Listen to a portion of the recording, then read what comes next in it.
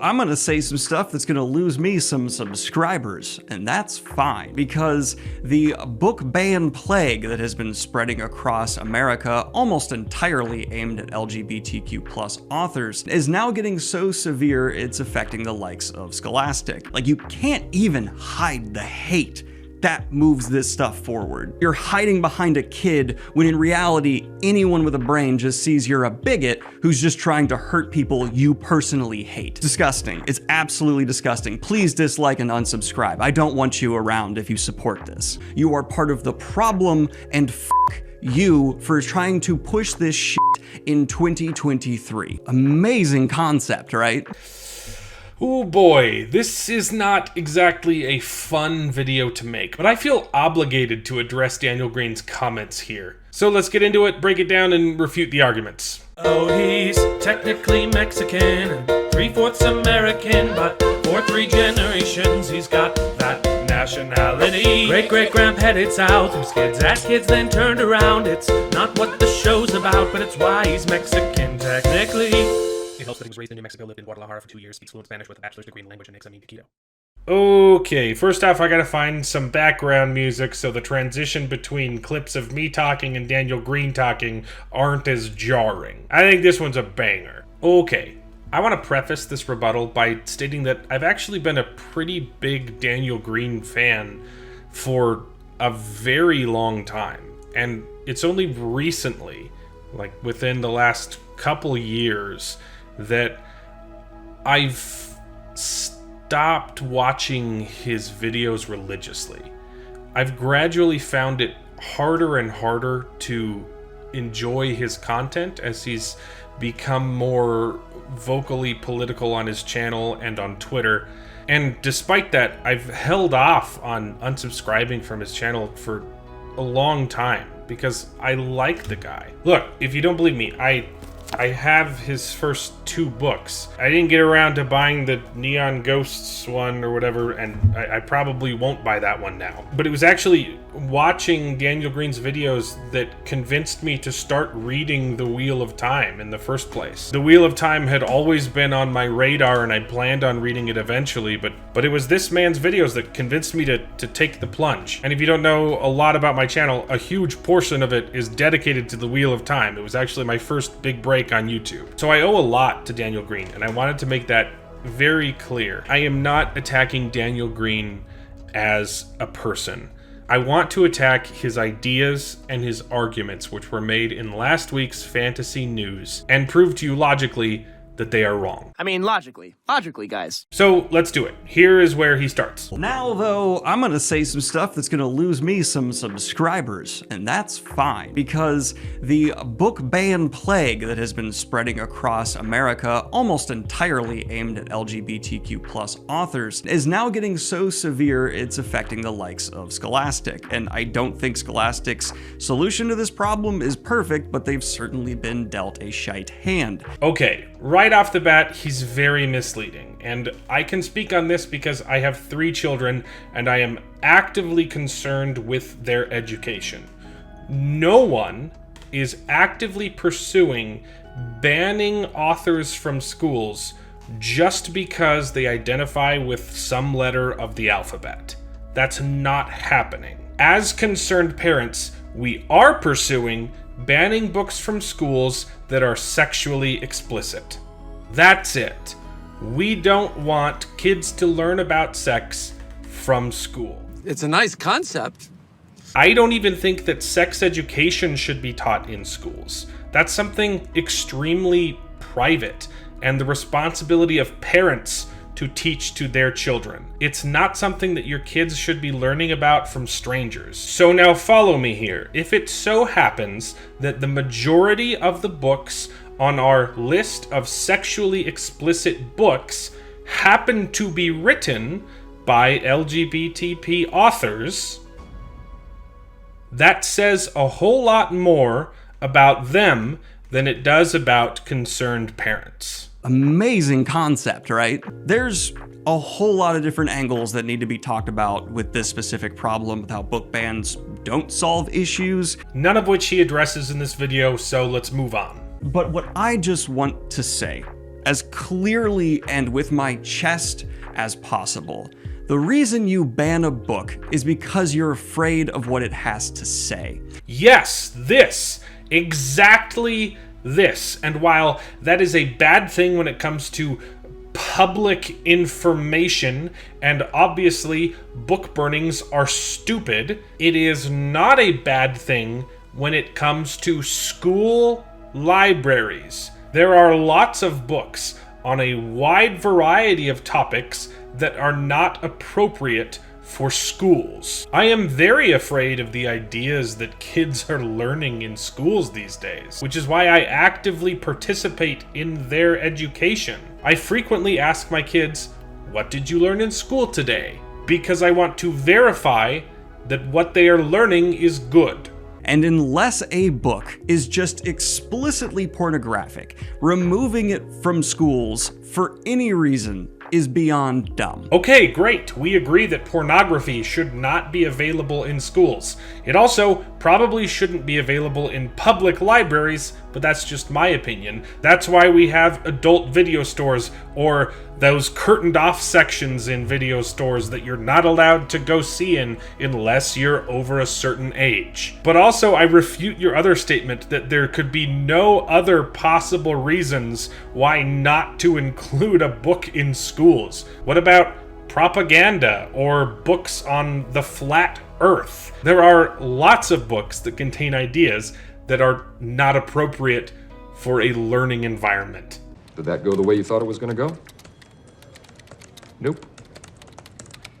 But that's not the focus of this video, so let's move on. I also feel terrible for those of humble faith who don't want their faith weaponized for bigotry, who have to sit down and watch people act like they are actually preaching Christian values when they are trying to just be bigots. This is just pure ad hominem.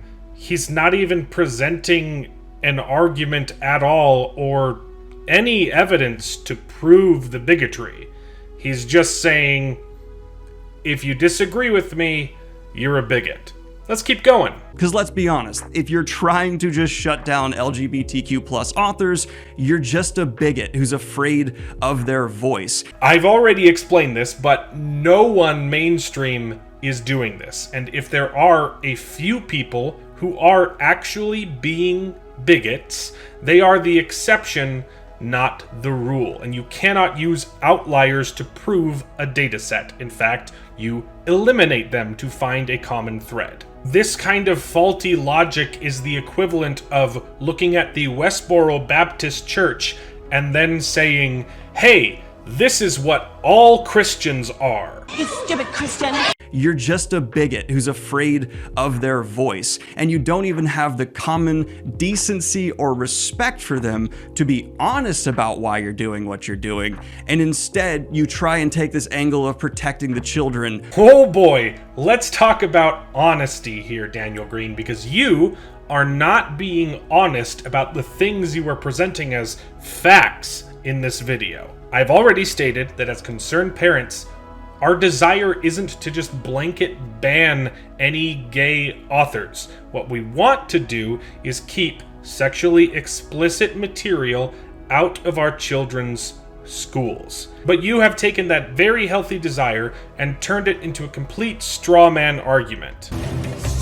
Daniel Green is not arguing against reality here. He's arguing against a fictional subset of people that he has created in his mind. And to prove it, I'd like to show you some of the books that we want banned from school, but I physically cannot do that on YouTube because the content is so graphic, it breaks community guidelines. And if these types of books are not safe for YouTube, they are not safe for schools. This is the best I can show you on YouTube, and I've had to censor the majority of the content. This is the book Genderqueer by someone whose name I can't pronounce, so I'm not gonna try. I'm also not gonna leave it on screen for very long. If you wanna look closer, you can pause. So you see, Daniel, I couldn't care less that this author was queer.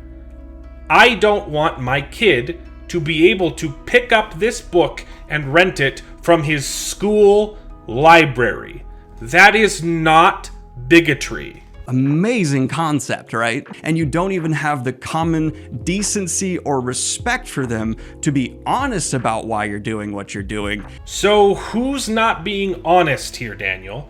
I don't want to commit Hanlon's razor and attribute to malice that which can adequately be explained by stupidity, but I don't think that Daniel Green is an idiot. He's either woefully misinformed on the subject, or he is lying to your face. And instead, you try and take this angle of protecting the children when you don't do anything legislatively to actually protect children, aside from this grandstanding bullshit over issues you're just a hateful asshole over. And this is the typical tactic that leftists use to avoid actually talking about any of the issues. This is called moving the goalpost. So as soon as you start discussing the topic at hand, the goalpost gets shifted to something completely different, and you're never able to actually confront their faulty logic because now you're stuck talking about something completely different. So I'm not going to take the bait just yet,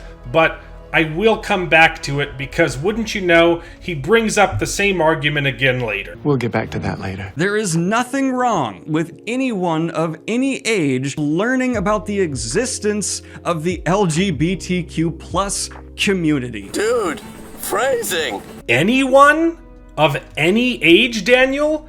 That is not a good look for you. There are certainly age ranges on when it is appropriate to talk to kids about sexuality.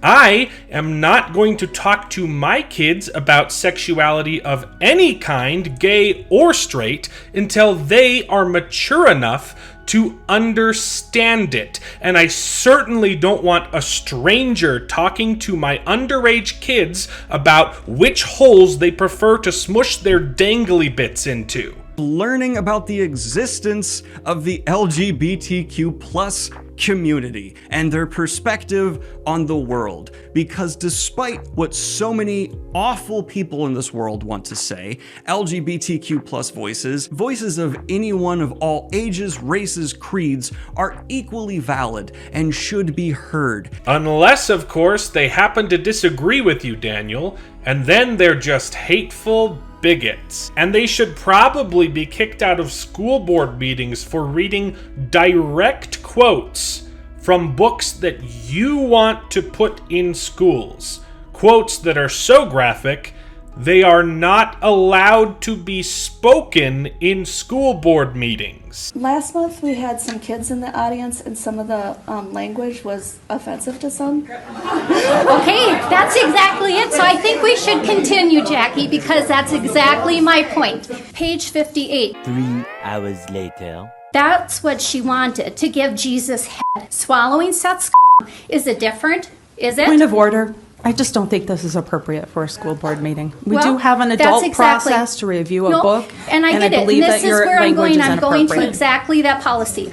Our district does not have a policy in place protecting children from printed pornography, which is exactly what this book is. Parents are literally getting arrested for reading books in school board meetings that are allowed in their kids' schools. And it says that the School Board Association asks for federal law enforcement and other assistance to deal with these threats.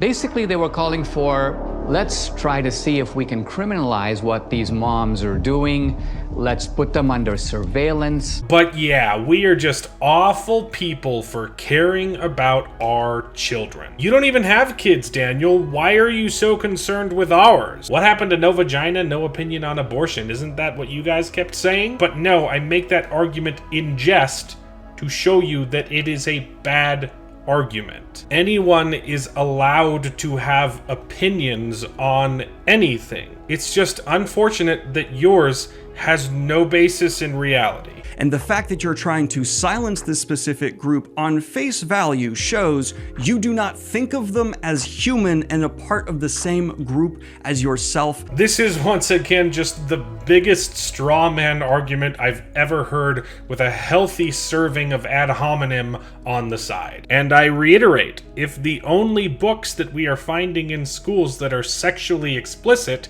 happen to be written by queer authors, that says a whole lot more about the authors than it does about the parents. You are part of the problem, and fuck you for trying to push this shit in 2023. We're not the ones pushing to sexualize kids. It's the same people who are pushing for these bans were reading books with equally explicit straight romance in them when they were young, and it's purely the gay aspect of it that they have a problem with now. What?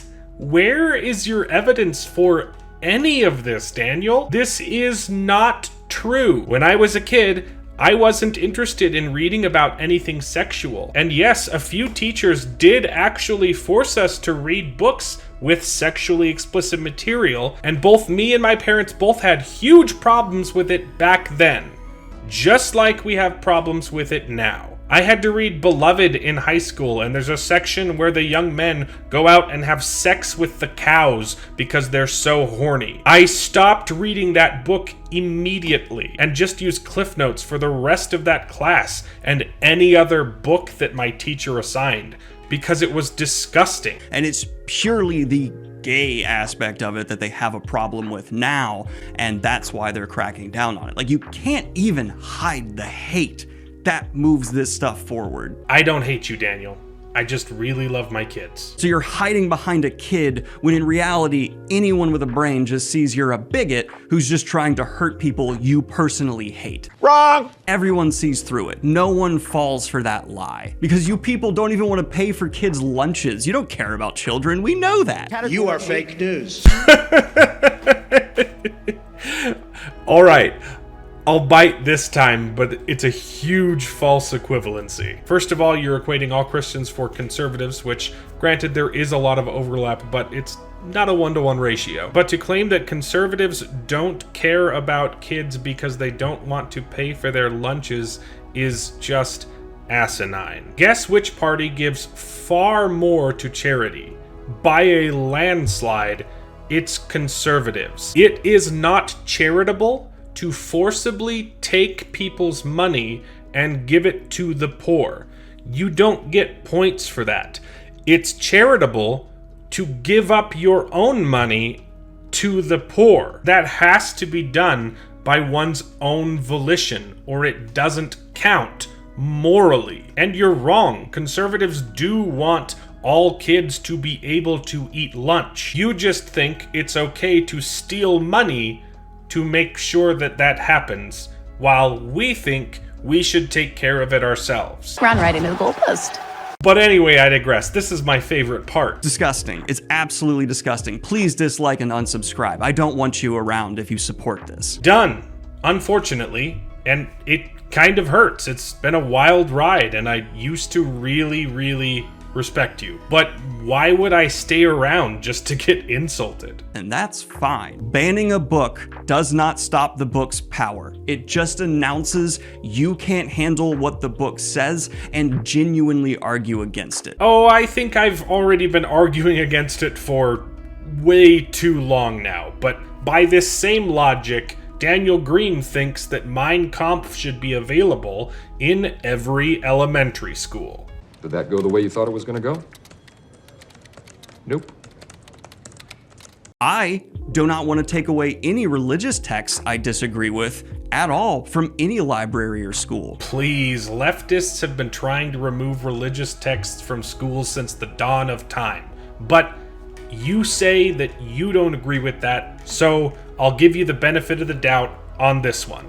It's just your people don't agree with you. Because one, I believe in your freedom to read and consume whatever you want, and two, even if I disagree with something, I believe it should be available for open discussion, and I'm actually willing to talk to my potential future kids about that.